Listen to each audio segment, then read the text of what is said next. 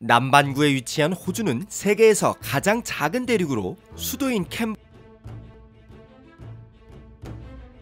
호주에서는 독특한 종류의 동식물을 발견할 수 있으며 그중 80% 이상의 포유류와 파충류종들은 지구상. 하지만 우선은 겁에 질린 캥거루 새끼가 어미주머니 속에 잠들어 있는 모습, 유칼립투스 나무에서 잠든 코알라, 물속을 달리는 오리너구리, 나무에서 나무로 날아다니는 날다람쥐, 웅장한 꼬리를 가진 라이어버드 등을 계속 보기 위해서는 호주 내 화재를 막고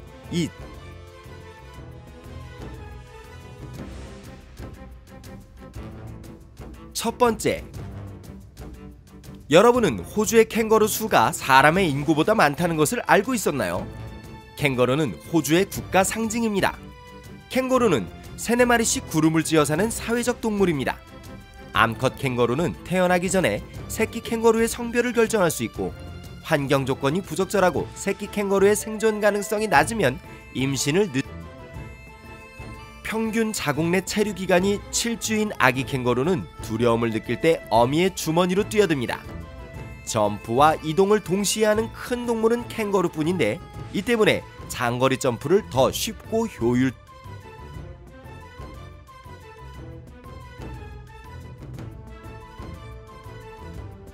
두 번째, 코알라.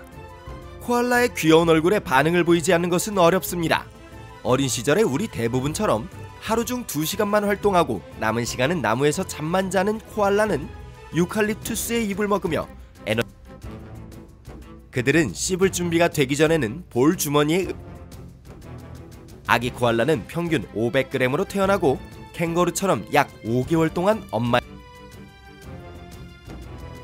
이키드나 스피니 개미핥기, 고슴도치가 아닙니다. 언뜻 보기에는 고슴도치와 닮았지만 그들과 밀접한 관계가 있는 것도 아닙니다. 스피니 개미핥기는 알을 낳는 육식동물입니다. 그들은 매우 작은 입을 가지고 있기 때문에 개미나 벌레와 같은 작은 동물들을 먹고 삽니다. 보통 혼자 사는 것을 좋아하는 이키드나는 번식을 할 때가 되면 차례차례 걷기 시작하는데, 짝짓기 3-4주 후 암컷은 3개의 알을 주머니에 넣고 10일 후 퍼글이라고 불리는 작은 아기를 낳습니다. 이 주머니에서 약 8주 동안 생활한 후 어린 개미핥기는 자라기 시작해서 주머니에서 부화합니다. 네 번째, 오리너구리.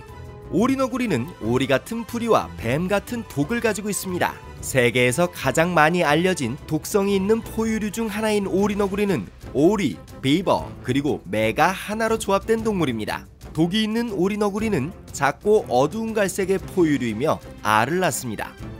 오리너구리는 다이빙을 합니다. 그들은 물속에서 최대 15분 동안 머물 수 있고, 호주의 동부 해안 지역을 따라 있는 작은 개울과 강에서 살 수 있습니다. 다섯 번째, 원뱃. 원뱃은 호주의 토종이며 주로 호주 남부의 산악지대에 서식합니다.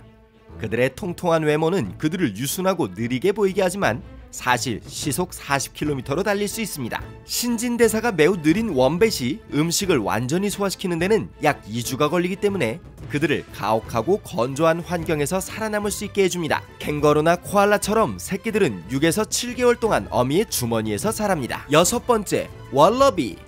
월러비족은 호주에서 가장 작은 토끼 크기의 동물로 남부주에서 자주 볼 수 있습니다. 가장 흔한 종은 에자일 월러비와 캥거루와 매우 비슷한 붉은목 월러비입니다. 캥거루와 친척벌인 그들은 매우 넓고 긴 뒷다리와 발을 가지고 있어서 점프를 할 수 있습니다. 월러비 고기는 미식가들에 의해 매우 맛있는 것으로 알려졌지만 어떻게 이 작고 귀여운 캥거루를 음식으로 보는지 이해할 수 없습니다. 일곱 번째, 날다람쥐. 세상에서 가장 사랑스러운 동물 중 하나는 날다람쥐입니다. 박쥐와 다람쥐, 햄스터 등이 섞여 있는 것처럼 보이는 날다람쥐는 낮에는 자고 밤에 활동합니다. 이름이 날다람쥐라고 해서 그들이 정말로 날 수 있다는 것을 의미하지는 않습니다. 날다람쥐는 앞다리와 뒷다리 사이에 털로 덮인 구조를 이용해서 약 100m 상공에서 활공할 수 있습니다. 물론 우리가 활공이라고 하는 건 나무에서 다른 나무로 이동하는 것이죠. 여덟 번째, 가시도마뱀. 가시도마뱀은 호주에서만 발견되는 몰록 속의 유일종입니다. 개미만 먹고 사는 가시덤불은 하루에 수천 마리의 작은 검은 개미를 잡아먹을 수 있습니다. 공격을 받으면 그들은 더 크고 더 위험해 보이기 위해 몸을 부풀립니다. 그들은 매우 덥거나 매우 추운 날씨를 좋아하지 않기 때문에 봄에 활동합니다. 게다가 그들의 철갑 갑옷은 포식자들로부터 그들을 보호할 뿐만 아니라 건조한 환경에서 수분을 보존하도록 도와줍니다. 9번째, 내륙 타이판. 내륙 타이판은 호주에 사는 세계에서 가장 독이 강한 뱀 중 하나입니다.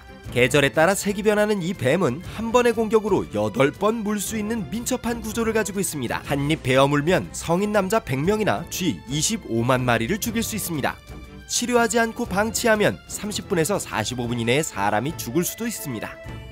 10번째, 태즈메니아 데빌. 분노하고 위험하고 만족할 줄 모르는 만화 루니툰즈의 캐릭터는 실제 태즈메니아 데빌의 특징과 크게 다르지 않습니다. 태즈메니아 데빌은 호주 섬의 야생숲에서만 발견되는 육식동물입니다. 무는 힘이 센 것으로 유명한 태즈메니아 데빌은 시속 13km로 달릴 수 있습니다. 그들은 종종 밤에 먹이를 먹고 또한 수영을 아주 잘합니다. 불행하게도 이 종들은 안면 종양 질환으로 인해 멸종 위기에 처해 있는데 90년대 중반 이후에는 널리 퍼져서 현재 보호를 받고 있습니다. 11번째, 고안나. 호주 서부의 댐피어 반도에 사는 고안나 도마뱀은 지구상에서 4번째로 큰 종입니다. 길이 2m에 이를 수 있는 고안나는 한때 무독성으로 여겨졌습니다. 하지만 동물학자들은 이 거대한 도마뱀들이 뱀과 비슷한 독샘을 가지고 있다는 것을 발견했습니다. 튼튼한 꼬리와 날카로운 이빨, 발톱을 이용해 방어하는 고안나는 시속 40km 정도로 달릴 수 있는 것으로 알려졌습니다. 12번째, 라이어버드.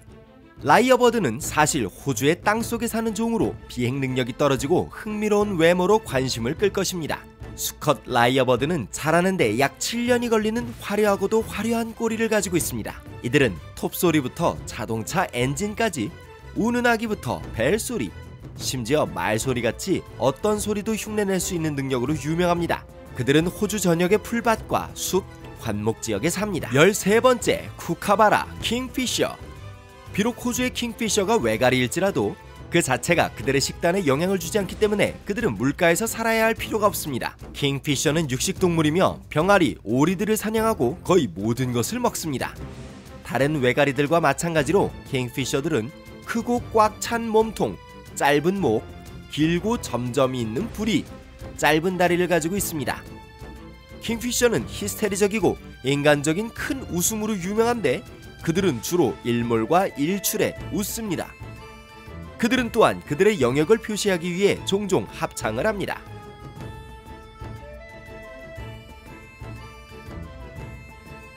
지구온난화와 기온 상승으로 화재가 4개월째 계속되고 있으며 약 5억 마리의 동물이 멸종하고 24명이 목숨을 잃은 것으로 추정됩니다. 이 끔찍한 이슈의 가장 큰 이유는 사람들이 지구온난화와 기후변화에 대해 잘 알지 못하기 때문입니다. 좋아!